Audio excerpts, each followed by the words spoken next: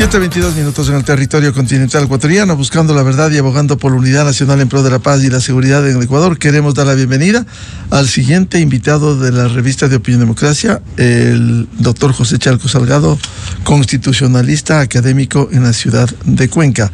Le invitamos para hablar algunos temas de interés, pero quiero empezar por la coyuntura. Siempre el doctor José Chalco, muy activo, nos ilustra. Anoche, ya casi a la medianoche, nos ilustraba respecto de la presentación ya del informe, por cierto reservado, para ventilar en el Pleno de la Corte Constitucional el planteamiento del Ejecutivo para ir a una reforma parcial de la Constitución, artículo 5, respecto de la eliminación de la prohibición de establecer bases militares extranjeras o instalaciones extranjeras con propósitos militares en el territorio nacional.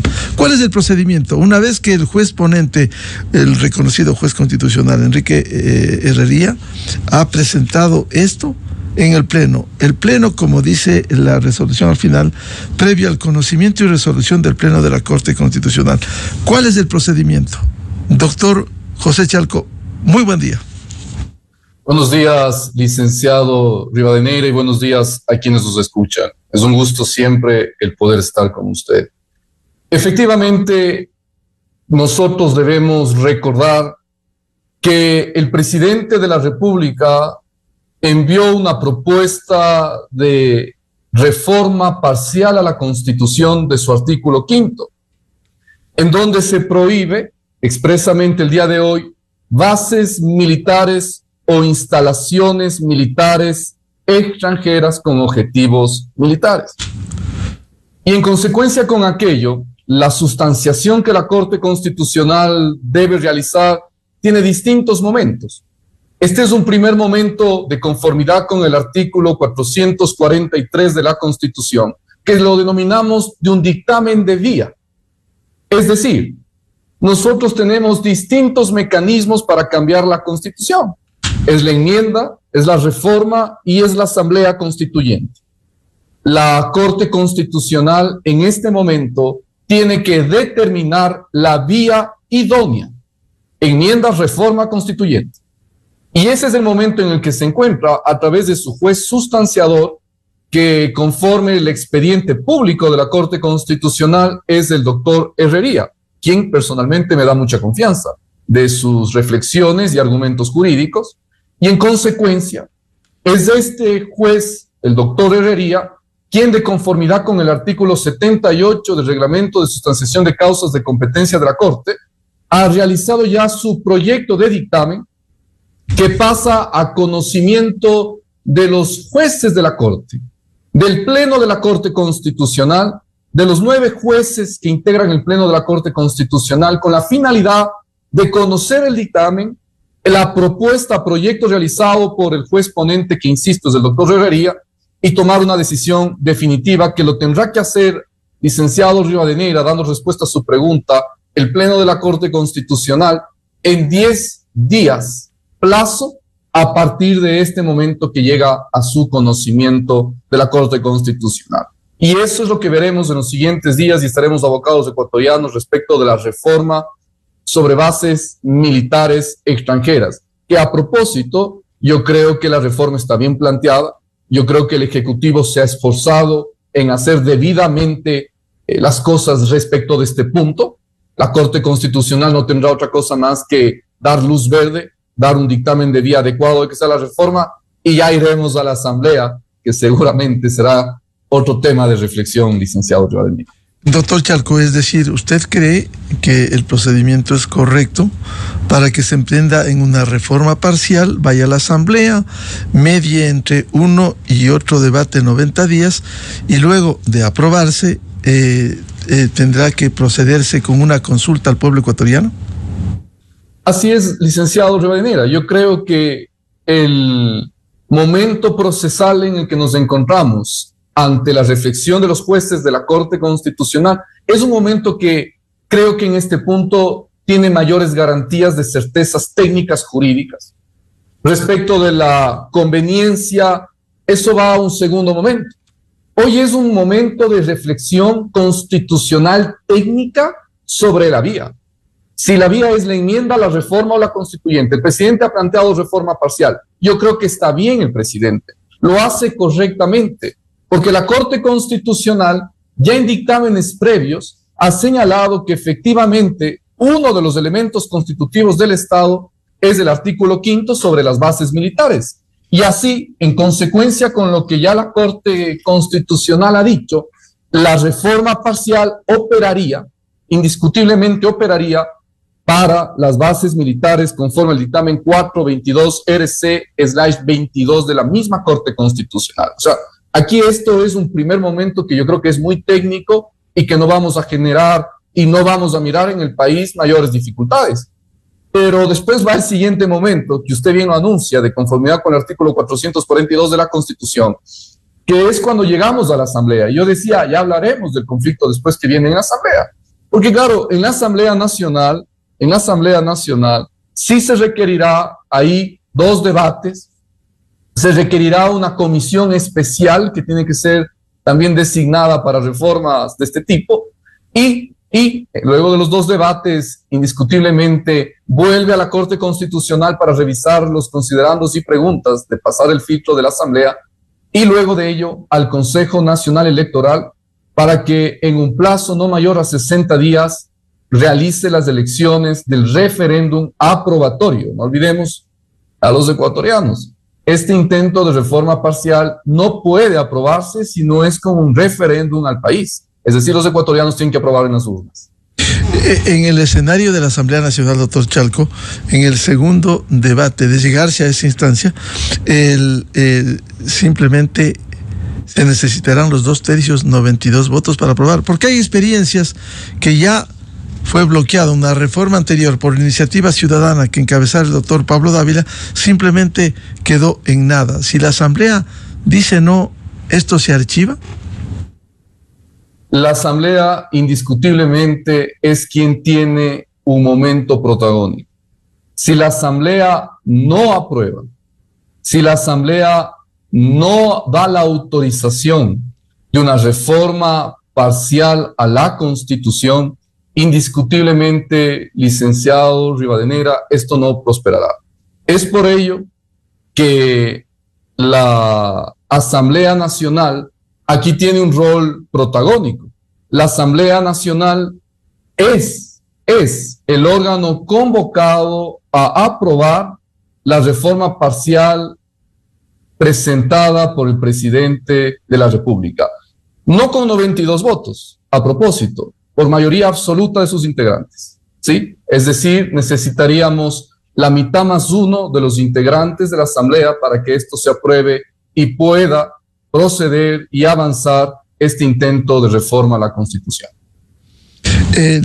Bueno, dejamos en manos, esperaremos el dictamen de la Corte Constitucional, que en 10 días deberá pronunciarse. Quisiera plantearle otro tema que también ha sido muy activo en ilustrarnos el doctor José Chalco Salgado, el juicio político a la ministra del Interior, Mónica Palencia. Resulta que el viernes último, para el registro histórico, el lunes último, hubo un escándalo virtualmente, un griterío contra la ministra. En la noche, los interpelantes dijeron que presentaban más de una docena de testigos para este juicio de supuesto incumplimiento de funciones. No lo hicieron. El día de hoy está prevista la comparecencia de la ministra, pero resulta que en el caso del derecho a la defensa le dicen no venga, quédese usted en el ministerio o en su casa, esté junto a lo que va a presentar y hágalo por Zoom, ya le enviamos el link. Eso no restringe la capacidad de un procesado, de una procesada, en este caso políticamente, en un juicio político. No restringe el derecho a la defensa. Licenciado Rivadeneira, la Asamblea Nacional hace gala de burdas y errores de bulto y de burdas reflexiones y actuaciones. El juicio político, de conformidad a la Constitución y de conformidad a la Ley Orgánica de la Función Legislativa para los funcionarios, como el ministro de Gobierno o el ministro del Interior, y en general cualquier ministro, tiene un procedimiento que está arreglado. El procedimiento que está arreglado es el anuncio de pruebas de manera previa, por ejemplo. Y solamente ante la ocurrencia de un nuevo hecho o algo que se desconocía o no se tenía, se puede ingresar una nueva prueba. Yo he visto que se ha querido recibir al exministro Serrano y eso es un error. No tiene ningún sentido. Pero ese error se llega y se aboca por los errores de bultos simultáneos y sucesivos que se hacen en la Asamblea Nacional y que ya se hicieron con antelación y no pasó nada. Recuerde usted, licenciado Rivadeneira, cuando la fiscal general del Estado le quisieron poner al frente a un procesado por Zoom, a un careo a la fiscal general del Estado en un tema tan delicado que estaba penalizado, que estaba en un procedimiento y un proceso desarrollándose en la justicia ordinaria. ¿Y qué hicieron? Frente a que existía una causal suficiente de una conducta inapropiada para sancionar de conformidad a la ley, que era con la suspensión y multa a la presidenta de la comisión que permitió aquello, se inventaron, y en estricto sentido jurídico, se inventaron, porque no existe eso en ningún lado de la norma, un oficio llamado amonestación por parte del presidente del Parlamento. Eso no existía. Y no usaron la ley para aleccionar e impedir aquellos actos. Hoy usted me cita un nuevo escenario que es una violación indiscutible a los mínimos del debido proceso. Porque la Corte Constitucional, que también se ha equivocado, pese a que tiene varios dictámenes, en ningún dictamen echó abajo los errores de la Asamblea. Recuerde el último dictamen sobre juicio político a cualquier presidente de la República. No nos interesa el nombre, no nos interesa el apellido. Esto no es de defensa de personas, esto es defensa del Estado y de la patria, del orden constitucional. Recuerde usted en el dictamen que la Corte Constitucional hizo sobre el juicio político al expresidente Lasso previo a la muerte cruzada. ¿Qué dijo? Asamblea ha cometido errores, Asamblea ha violado el debido proceso, Asamblea no está mirando la norma. Le pedimos que de ahora en adelante sí lo haga. Por favor. Esos son los grandes problemas. Cuando no se institucionaliza, cuando hay la oportunidad de hacerlo. Ahora estamos mirando consecuencias de ello. Y, por supuesto, que los mínimos del debido proceso es una igualdad de armas. Derecho a la defensa, en igualdad de oportunidades, en fácil y en sencillo para que entiendan los asambleístas, en igualdad de armas o condiciones. ¿Qué significa? No me ponga a mí en Zoom y a la otra parte presencialmente. Está violando, pues. Está siendo muy obvio.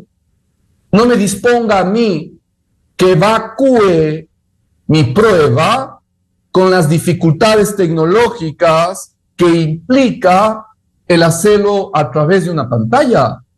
No me rompe el principio de inmediación.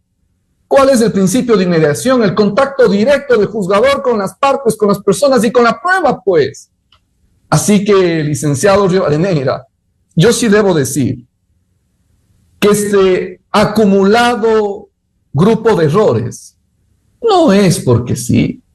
Este acumulado grupo de errores no es solamente por la existencia lamentable de analfabetos constitucionales, como ha dicho mi profesor Hernán Salgado. No es solo por eso. Es también porque han existido acólitos detrás de ellos, que cuando debieron actuar y aleccionar, desde el Consejo de Administración de la Legislatura llamado CAL, desde la Corte Constitucional, o desde los que hicieron un pacto al inicio y entregaron a Comisión de Fiscalización indebidamente, fallaron y no miraron los intereses del país, sino del metro cuadrado, de cargos, designaciones y que las cosas sigan como siempre. Vamos a hablar de eso porque usted nos ilustró anteriormente con un artículo en diario El Mercurio que tituló Pacto. Vamos a hablar de eso más adelante. Pero volviendo a este juicio político, si hay violación en el derecho a la defensa, usted ya invocó, y quisiera leer para registro histórico, al menos 2 dictámenes, el que usted dijo en el juicio político al anterior presidente de la República, en donde en el punto 98, el dictamen 123-DJ-23, teniendo como jueces ponentes, que por cierto, esto no se aprobó por unanimidad, pero se aprobó al fin, jueces ponentes Ali Lozada Prado, el actual presidente, y el juez Richard Ortiz. Dos puntos que voy a leer. El uno, el punto 98, que dice que la Corte, esta Corte debe recordar a la Asamblea que esta atribución, bajo ningún concepto, la de la fiscalización, puede ser usada sin la rigurosidad debida por parte de las y los asambleístas, tomando en cuenta la naturaleza, implicaciones y consecuencias que se podrían derivar de este procedimiento para la institucionalidad del país, por lo que esta magistratura exhorta a la Asamblea a actuar con extrema responsabilidad y en observancia de la Constitución y la ley durante el trámite de este juicio político. Y en el dictamen, punto cuarto, la Corte Constitucional exhorta a los asambleístas y a los órganos de la Asamblea a que en el futuro procedan con más prolijidad en la presentación y tramitación de juicios políticos. Absolutamente claro el dictamen. Y uno anterior, la sentencia 122-22, teniendo como jueza ponente a la jueza constitucional Carla Andrade Quevedo, a propósito del juicio político a un expresidente del Consejo de Participación Ciudadana, dice en el punto 36: conforme quedó establecido, la Constitución otorga a la Asamblea la facultad de fiscalizar los actos de las máximas autoridades del Estado con sujeción a los preceptos constitucionales y a su supremacía. Esta obligación de respeto y respecto a la norma suprema alcanza el proceso de enjuiciamiento político contenido en el artículo 131 de la Constitución en todas sus etapas y fases. Es decir, la naturaleza política de este control no obsta que debe ejercerse con la rigurosidad debida por parte de los asambleístas y con prevalente consideración a las implicaciones y consecuencias que siempre pueden derivar de uno de estos procedimientos para la institucionalidad del país. Y punto 37, la Asamblea y todos sus miembros se hallan frente al deber de sustanciar el proceso de enjuiciamiento político con cabal rigor y apego estricto al procedimiento reglado en la Constitución y en la ley. Esto también fue aprobado, fallo de la Corte Constitucional. Los señores asambleístas hacen caso omiso, hacen lo que les viene en gana frente a estos dictámenes constitucionales de última instancia. Licenciado Rivadeneira, nosotros vivimos un Estado constitucional de derechos y justicia. Ese Estado constitucional y la constitucionalidad del derecho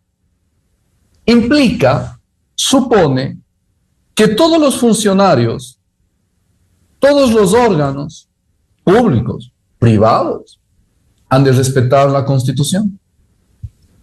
El rango de una constitucionalización del país supone aún más que los que están convocados directamente a la aplicación de la Constitución lo hagan. Los dictámenes que usted ha citado muy acertadamente, licenciado Rivadeneira, como es el 123DJ/23, efectivamente son líneas que nos dejan a los ecuatorianos, operadores del sistema, y aún más a los legisladores a quienes estuvo dirigido esos dictámenes, les deja las líneas suficientes de sus actuaciones en lo posterior. Las decisiones de la Corte Constitucional tienen el valor de una constitución. Esto es lo que integra el bloque constitucional interno, que lo llamamos constitucionalmente. Es decir, es parte de la Constitución en sí misma. Si se irrespeta, si no se mira, entonces, ¿qué se está haciendo? Se está violando la Constitución. Se está violando un dictamen de la Corte Constitucional y sus líneas que la Corte ha ido estableciendo. Pero, licenciado Rivadeneira, yo quiero seguir con algo que es sustancial. Lamentablemente, en los dictámenes que usted cita, también la Corte, no digo que no ha dejado estableciendo estas líneas y este camino que usted muy bien cita, así mismo es, esas líneas ha dejado estableciendo. Pero en esos dictámenes la Corte actuó alineada. Y lamentablemente no fue lo suficientemente contundente y aleccionadora con prohibir el enjuiciamiento político, por ejemplo, en un caso, sino que dio paso pese al reconocimiento de las irregularidades. Y si usted mira ese dictamen 123, si mi memoria no me falla, en su párrafo 65, expresamente señalaba algo así, o señala, es una norma que sigue vigente, como que la serie de actos que se miran, o 67 del párrafo, recuerdo bien, que las irregularidades que han existido en la tramitación del juicio político no llegan a ser violaciones al debido proceso. Y no fue aleccionadora, y habilitó a que continúe el juicio político al expresidente Lasso en esa época.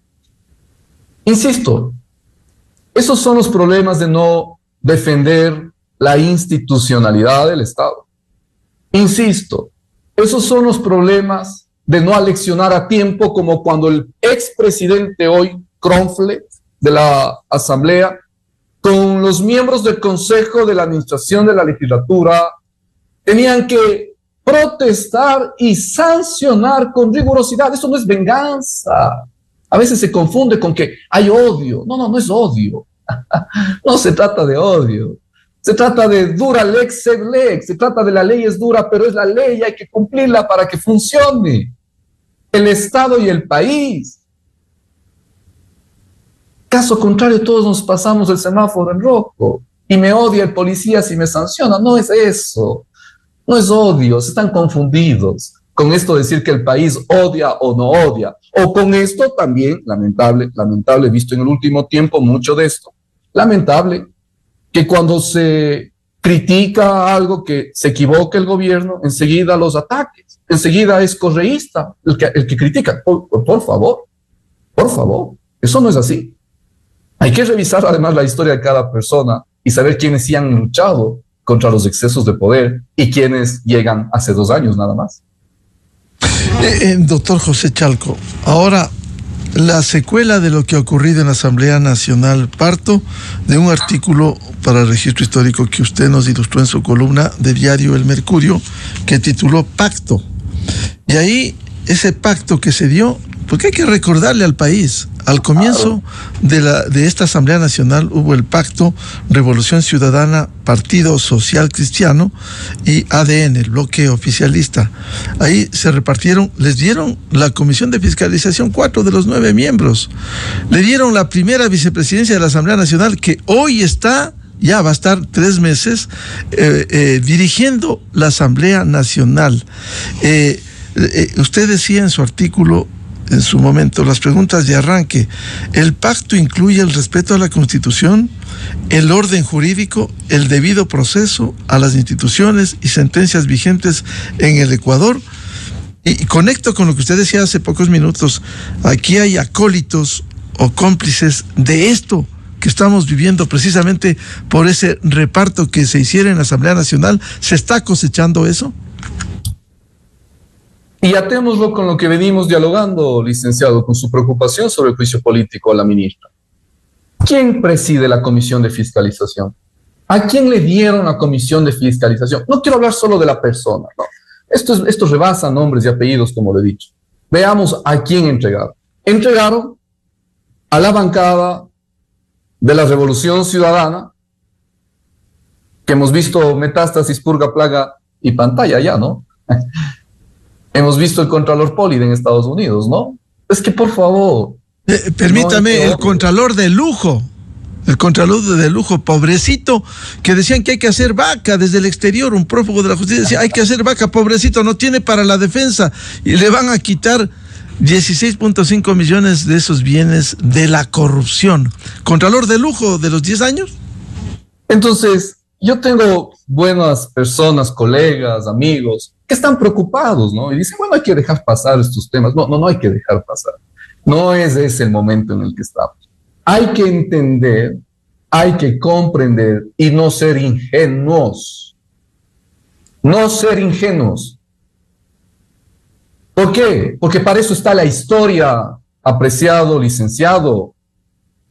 No existe profesional o ser humano que haga las cosas bien si desconoce la historia. La historia nos enseña y nos indica qué sucede después.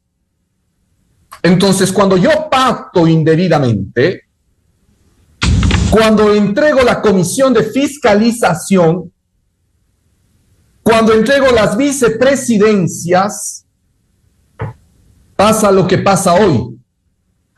Usted ha retrocedido en el avance de la democracia y la república kilómetros atrás. ¿Sabe por qué retrocede? Porque le acaba de dar la presidencia del poder legislativo en doctrina, primer poder del Estado. Primer poder del Estado. Le acaba de dar la presidencia a la bancada del correísmo. ¿Pacto para la gobernabilidad y para unas cuantas leyes? Por favor, hay que ser serios. No se puede analizar esto sin la historia que ha tenido el país. Hoy hemos retrocedido, señores. La presidencia hoy está en el correísmo. Y el que aplauda esto por unas cuantas leyes que no se aplican en este país, está perdiendo seriedad, objetividad en el análisis. Esto es grave, licenciado Rivadeneira. Y que no nos vengan a decir que es que esto en la ley correspondía así. No, esto no correspondía así. Es falso. El artículo 10 de la Ley Orgánica de la Función Legislativa entrega a los asambleístas más votados la primera dirección de la Asamblea, la sesión inaugural. ¿Quién dirige? ¿Quién es secretario? Pero nada más. Lo otro requiere una mayoría y un pacto para entregar presidencia, vicepresidencias y el Consejo de Administración de la Legislatura repartida. Es así, los vocales del CAL, eso sí, repartidos entre los distintos grupos políticos. Así que aquí hubo un acuerdo. El acuerdo que además a mí me sorprende sobremanera que la ingenuidad nos lleve a pensar que el expresidente Kronfle renuncia porque es patriota y quiere ser presidente de la República. Por favor, una persona que no aparece en las encuestas renuncia a la presidencia de la Asamblea para producir el efecto siguiente, que es que hoy la presidencia del primer poder del Estado legislativo que fiscaliza y legisla está en manos de la bancada o grupo político en el que está. ¿Ingenuos? Por favor. Entonces, cuando estas cosas se dicen, se incomodan. No hay que incomodarse. Hay que encontrar caminos. Si es que tan pulcros son los que quedan al otro lado, si es que tan pulcra es la ingenuidad, bueno, ocupen el artículo 18, numeral 4 de la Ley Orgánica de la Función Legislativa, hagan una nueva mayoría como tienen que hacer, mayoría absoluta requiere, y destituyan al quien está como primer presidente del Poder Legislativo hoy. Si es que les preocupa el país y hay conciencia sobre esto, la Asamblea, licenciado Rivadeneira, el Pleno, puede destituir al actual presidente de la Asamblea. Todo lo puede hacer, está previsto en la ley. Artículo 18, numeral 4, por incumplimiento de funciones. Lo van a encontrar. El incumplimiento es la regla al otro lado. ¿Y cuántos votos se requiere para eso, los 2/3? 70 votos. 70 votos. Ya. Demuestren que hay seriedad con el país. Se tiene que nombrar una comisión pluripartidista de 5 miembros. Estos 5 miembros analizarán el trámite de cuál es el incumplimiento de las funciones. El incumplimiento de las funciones está en el artículo 12 de la ley. Ahí están las atribuciones que tiene el presidente. Y se elige a uno nuevo. Si es que hay coherencia con el país, obviamente. Si es que no hay coherencia, si es que esto es simplemente una lógica de continuar con una visceral fórmula para el país, vamos a seguir viendo lo que estamos viendo. Para mí esto es un libreto. ¿Cómo usted puede pensar que el respetado expresidente del Parlamento, Kronfle, que no aparece en encuestas, cede la presidencia? Es decir, aquí hay un juego político que la gente debiera abrir los ojos para entenderlo y también castigar en las urnas a esos que hacen el juego político. Mira, sin pasiones, es que esto no es de pasiones, esto es de seriedad. Hay que ser serios con el país, licenciado, como es usted con su programa. Y yo sí estoy incómodo, a mí sí me molesta, porque mientras con usted y varios constitucionalistas serios, que no son cachiporreros de normas y de supuestos, que hay, a Dios gracias, aún existen serios, decimos las cosas con claridad, damos caminos al país, se retroceden kilómetros. y luego decimos es que esto es bueno porque hubo leyes. No va por ahí, no. Yo... Sí, doctor, continúe para pasar a otro tema. Yo pregunto, hemos visto, y usted citaba el juicio político y la indebida tramitación que se está realizando en la Comisión de Fiscalización. Bueno, ¿quién preside la Comisión de Fiscalización? Un coidario, una colega de quien hoy preside el Parlamento. Entonces, ¿usted espera correcciones? ¿Usted espera enderezamiento? ¿Usted espera reconducción? No va a haber. No va a haber. Si antes no hubo, hoy menos. Entonces, ¿se va a respetar las instalaciones del Parlamento? ¿Qué dice la ley? No es porque lo digo yo estoy solamente en base a todo lo que dice la ley. Yo no he dicho nada que sea fuera de la ley hasta aquí. ¿Se va a respetar las instalaciones del Parlamento que dispone la Ley Orgánica de la Función Legislativa? ¿Se va a respetar el procedimiento de juicio político que usted bien ha citado conforme a las reglas jurisprudenciales dictadas por la Corte Constitucional? ¿Se va a respetar la sucesión presidencial si es que hay que hacerlo? Ya vamos a pasar. Entonces, ¿se van a respetar las sentencias? ¿Se va a facilitar la impunidad? ¿Se va a respetar las condenas vigentes y ejecutoriadas que tiene el país? ¿O todo sube en la camioneta del pacto por la gobernabilidad? No hay que pactar con las mafias, eso se aprende en la historia. No hay que pactar con los grupos no coherentes, no correctos. Usted no se sienta, licenciado Rivadeneira, yo no lo hago, con quienes no comulgamos en principios. No nos sentamos. Pueden estar en el mismo lugar, pero yo no me siento en esa mesa y usted tampoco. Así que no nos mientan al país.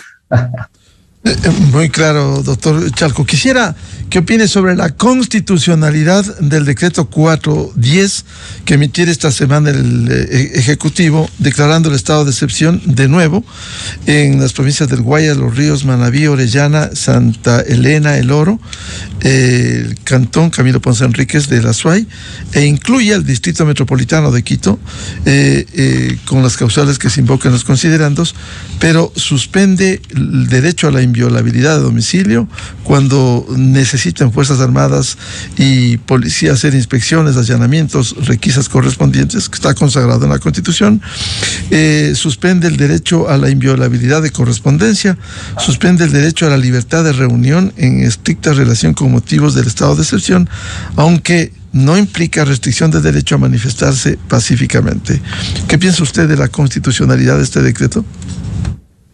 Licenciado Rivadeneira, ese decreto, que tiene un promedio de 50 fojas, señala expresamente dos causales por las cuales se decreta el estado de excepción en el país. Habla de una conmoción interna y habla de un conflicto armado interno, ¿no? Son dos causales. En este momento el decreto pasa a control de la Corte Constitucional. En el país esto funciona así. El presidente emite el decreto, lo expide, y una vez que está expedido pasa a la Corte con la finalidad que la Corte haga lo que tiene que hacer en derecho. La Corte va a mirar indiscutiblemente la justificación, ya nos ha dicho la Corte que eso lo hace, va a mirar la justificación de ambas causales, tanto del conflicto armado interno cuanto de la grave conmoción interna.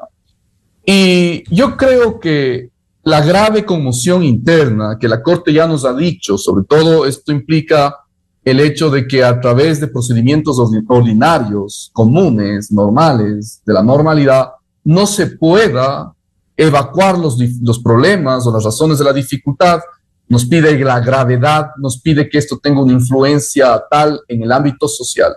Yo creo que eso tiene camino, yo creo que aquello puede prosperar.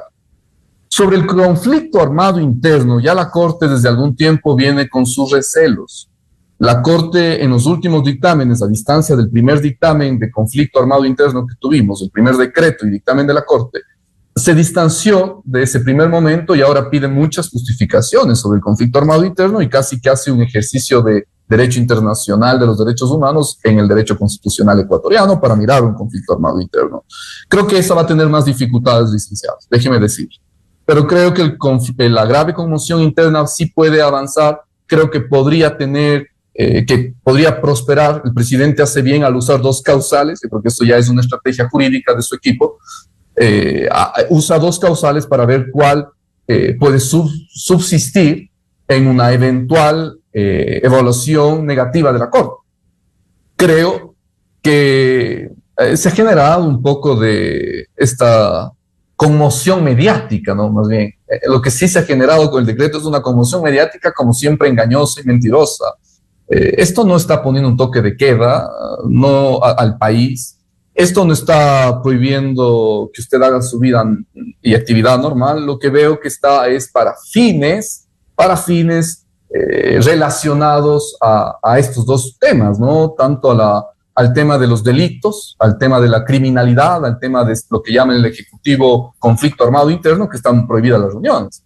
Pero es en tanto esté en la medida, en tanto sea una situación que podría afectar, insisto, a ese objetivo del Estado que estará tutelando. Pero yo no creo, vuelvo a decirlo, apreciado licenciado, con la seriedad acostumbrada y la lealtad con el país, yo no creo que pueda pasar el filtro muy fácil de la Corte Constitucional esa causal.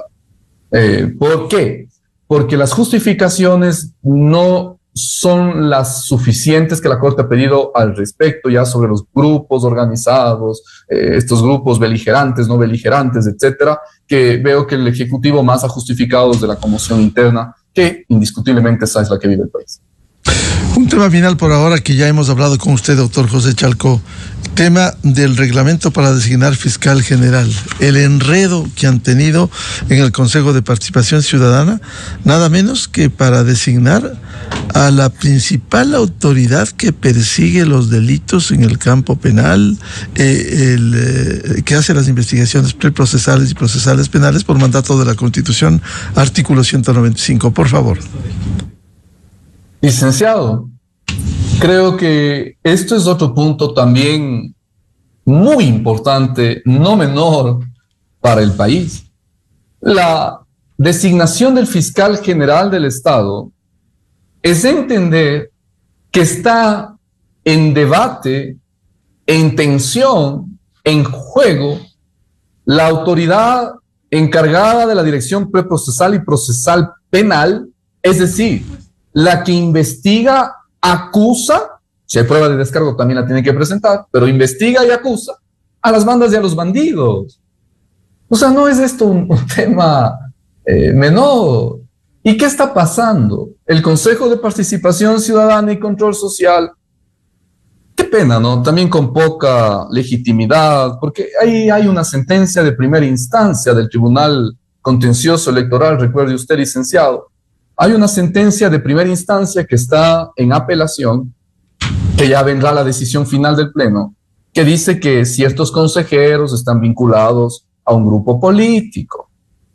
Coincidencia, el mismo grupo político que preside ahorita la Asamblea Nacional.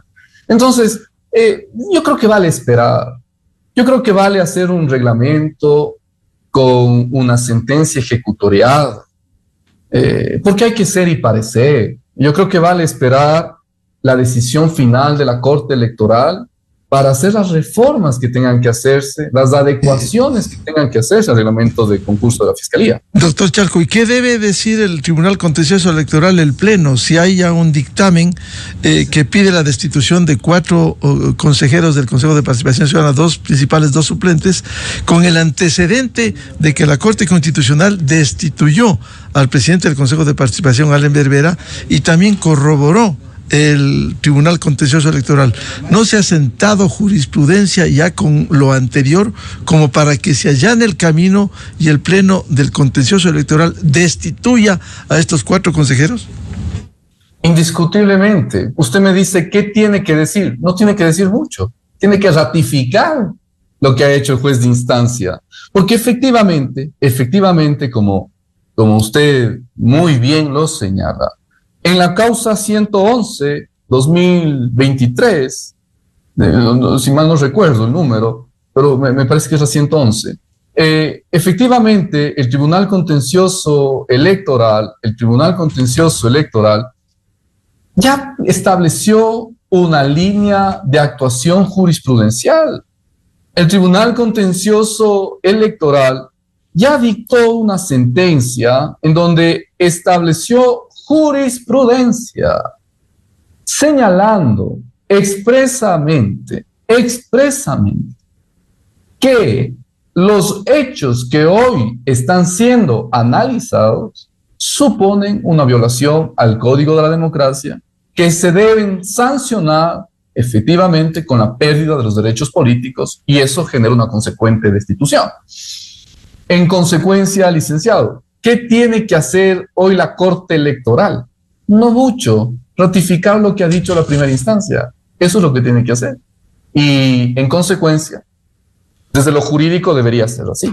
Pero bueno, recuerde usted hace poco ese movimiento del expresidente del Tribunal Contencioso Electoral, Muñoz, ¿no? Cuando le movieron de su cargo como presidente de la Corte Electoral de manera ilegal e inconstitucional hace pocos meses, ¿no? Pero tampoco le gusta esto que le digamos a veces al gobierno y se molesta, pero eso no se puede hacer, eso no es constitucional ni legal. Bien, muchas gracias, como siempre, al doctor José Chalco Salgado, constitucionalista, académico en la ciudad de Cuenca, por ilustrarnos temas de interés en la coyuntura y para que se abran los ojos, como bien ha dicho, se abran los ojos, que no seamos ingenuos frente a lo que está sucediendo en el país y frente a lo que calificara ese gran constitucionalista Hernán Salgado Pesantes, los analfabetos constitucionales que hacen tabla rasa del ordenamiento jurídico en la Asamblea Nacional. José, muy amable por atender a la revista de Opinión Democracia. Querido licenciado, un gusto y un buen fin de semana para usted. Buen día. Muchas gracias. 8:04 en el territorio continental ecuatoriano. Vamos a una pausa y buscando la verdad. Ya volvemos para hablar sobre el clima, los pronósticos. Previsto un diálogo con la analista ingeniera Madeline Enríquez. Desde 1984 con Gonzalo Rosero. La revista de Opinión Democracia. Siempre líderes, siempre confiables. Enseguida regresa Miguel Rivadeneira a la búsqueda de la verdad. Esto es Exa Informa por Exa FM. La ciudadanía quiteña y diversas autoridades han expresado su aprobación ante la declaratoria de estado de excepción por 60 días anunciadas por el presidente Daniel Noboa en el